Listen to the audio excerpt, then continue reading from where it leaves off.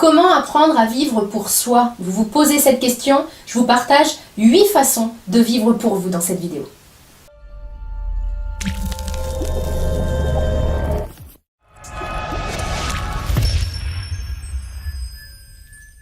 Bonjour, mon nom est Nathalie Martin, je suis coach en éveil de conscience auprès des hommes et des femmes qui veulent une vie remplie de sens et d'abondance à tous les niveaux. Si c'est votre première visite ici sur ma chaîne, je vous invite à vous abonner en cliquant ici en bas à droite et également à télécharger mon coffret 3 clés pour trouver le sens de votre vie, ici en haut à droite.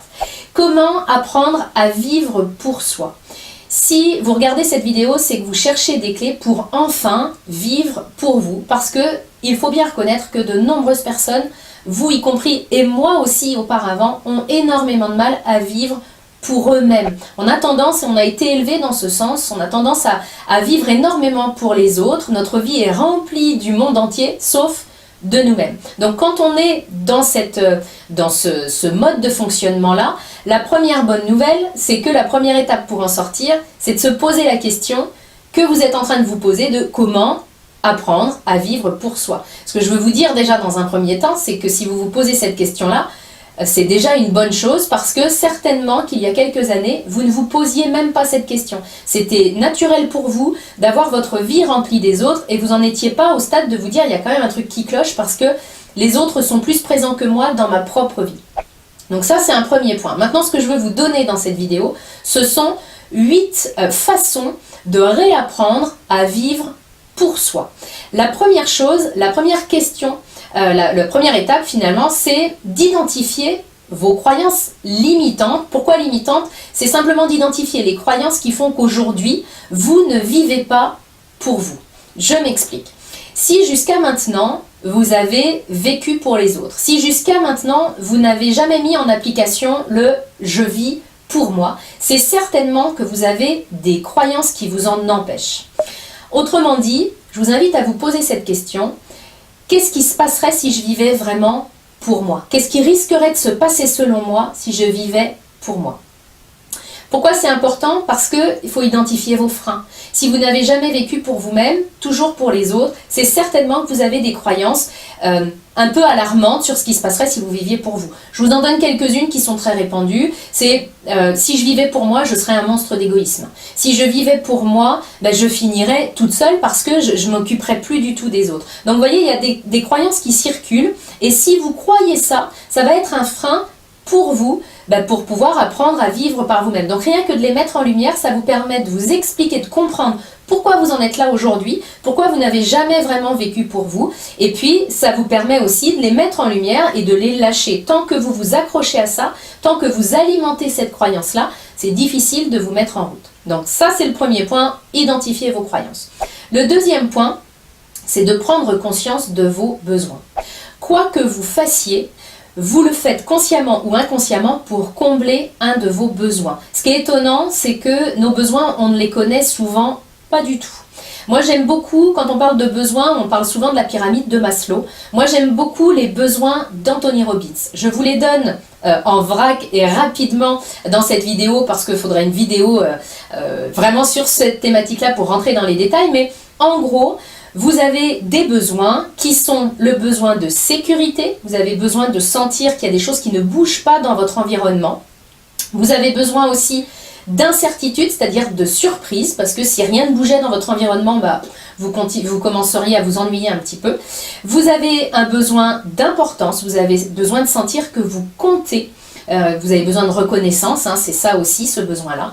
Vous avez besoin d'amour, vous avez besoin de donner de l'amour, d'en recevoir et d'appartenir à un clan. Vous avez besoin également de croissance, donc de sentir que vous évoluez et vous avez besoin de vous sentir utile. Donc c'est le besoin de contribution. Ces 6 besoins-là, généralement, premièrement, on ne les connaît pas. Deuxièmement, on compte sur les autres pour pouvoir les combler. C'est-à-dire qu'on place toutes nos attentes dans les autres. Par exemple, je compte sur les autres pour me montrer combien j'ai de la valeur. Je cours après la reconnaissance. Je compte sur les autres pour me donner de l'amour. Et finalement, pour apprendre à vivre pour soi, la première chose à faire, une des premières choses à faire, c'est d'identifier nos besoins et de compter sur nous-mêmes pour pouvoir les combler. Si je cours après l'amour, je vais déjà essayer de me donner de l'amour à moi. Parce que très souvent, Quand je cours après l'amour des autres, c'est que je ne suis pas capable de m'en donner, je suis à un puits sans fond. Donc si je cours après la reconnaissance, c'est que probablement que je ne me donne pas d'importance, que je ne reconnais pas moi-même ma propre valeur. Donc dans cette deuxième clé, c'est important d'identifier vos besoins et d'identifier surtout les besoins pour lesquels vous comptez sur les autres. D'arrêter de compter sur les autres, de lâcher les attentes et de vous demander comment vous pouvez combler ce besoin-là.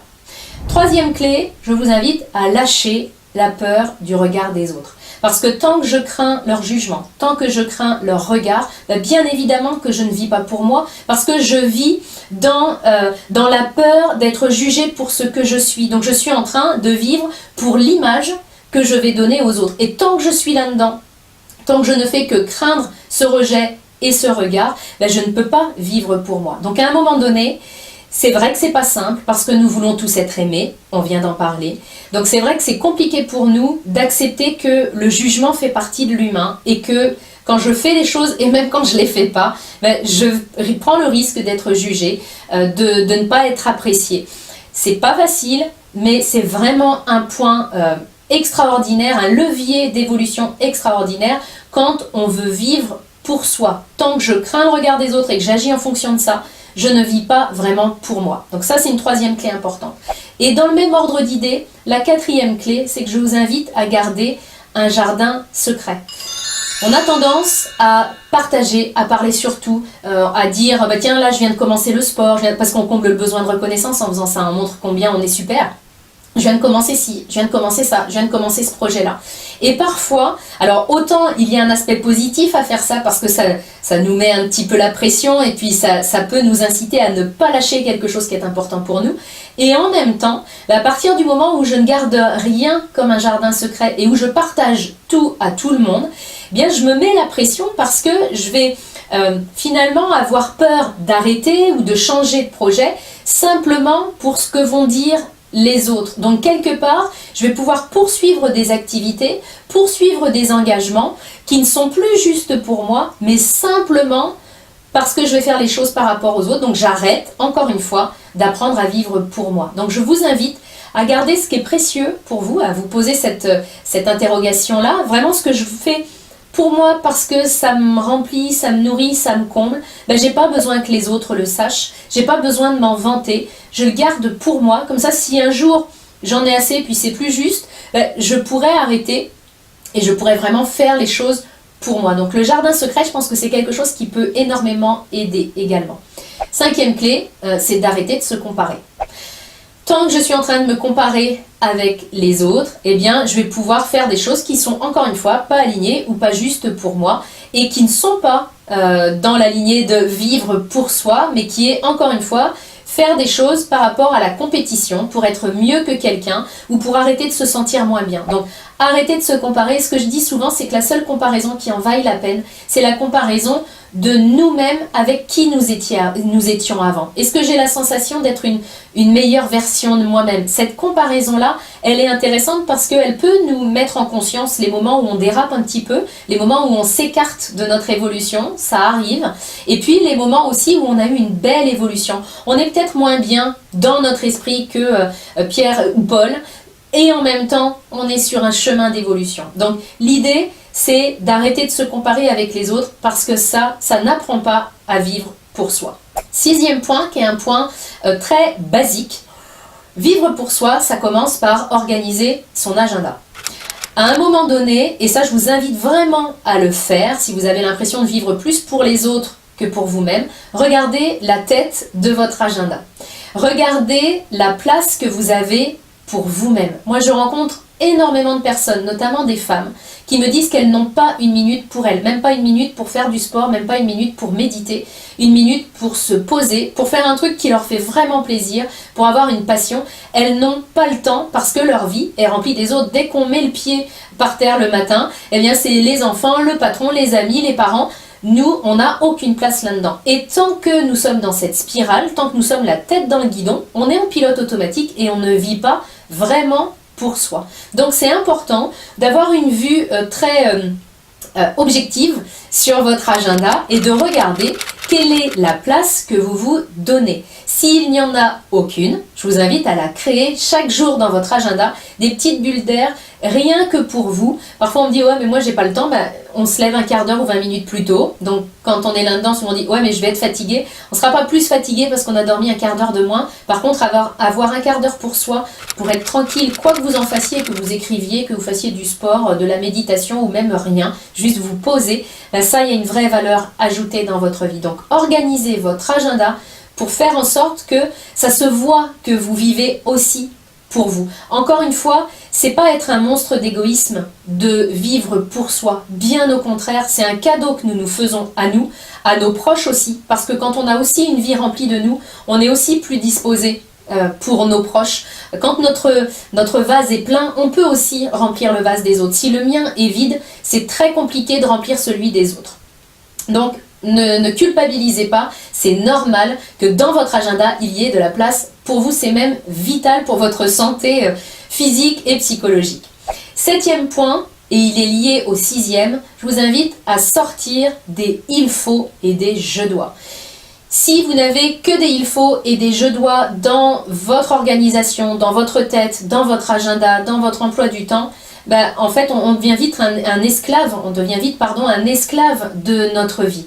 Donc, je vous invite à diminuer les il faut et les je dois et à monter le volume sur les je veux. Quand vous avez quelque chose qui vous est proposé, arrêtez d'être tout le temps dans le « bah oui, mais il faut que je le fasse, j'ai pas le choix ou je dois le faire, etc. » Demandez-vous ce que vous voulez vraiment. Après, bien sûr que nous avons des contraintes dans nos vies, et des contraintes que l'on choisit, mais il y a aussi des contraintes que l'on s'impose alors que ce n'est pas nécessaire et qu'on pourrait faire autrement. Donc, prenez le réflexe de vous demander régulièrement, ok, dans cette situation-là, qu'est-ce que je veux vraiment? Ça, c'est une question qu'on n'a pas l'habitude de se poser et qui est pourtant extrêmement importante.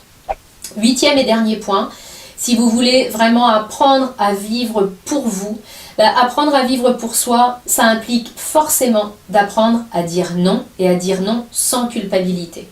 Bien sûr, là encore, c'est pas facile parce qu'on n'a pas été élevé comme ça et qu'on a une vraie difficulté à assumer le fait de dire non. On voudrait tellement qu'on pense qu'on est une gentille fille, un gentil garçon, qu'on a du mal avec ça. Si c'est votre cas, je vous invite à visionner ma vidéo Apprendre à dire non facilement, vous la trouverez facilement sur ma chaîne. Elle va vraiment vous donner des clés concrètes pour enfin assumer de dire non. Parce que tant que je ne sais pas dire non, tant que je dis oui à tout le monde, je me dis non à moi et je ne peux pas vivre pour moi.